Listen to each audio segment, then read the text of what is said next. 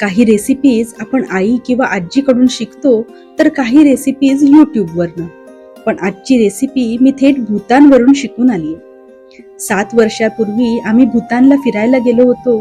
तिथे पहिल्याच दिवशी ही डिश खाल्ली आणि इतकी आवडली की पुढचे 11 दिवस रोज हीच डिश मागवली. परत आल्यावरही लगेच बनवून पाहिली आणि तेव्हापासून आमच्या घरी ही बऱ्याचदा बनते.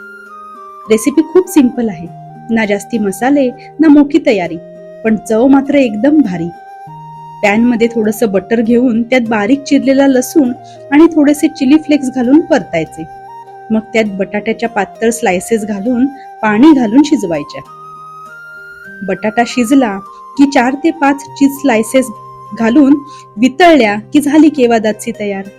मिठाची गरज वाटली तरच घाला, कारण बटर आणि चीज दोन्हीमध्ये मीठ असतं.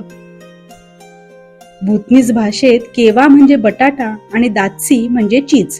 अशी ही चीज पटेटो करी म्हणजे केवा दात्सी. यासोबतच एक साईड डिश पण बनते, याचं नाव आहे एजे. अगदी सेम रेसिपी नाही, पण आपल्या भारतीय चवीनुसार बनवली. थोडं पनीर क्रम्बल करून त्यात बारीक चिरलेला कांदा, टोमॅटो, कोथिंबीर, हिरवी मिरची, मीठ आणि लिंबाचा रस घालून मिक्स करा की झाली साईड डिश.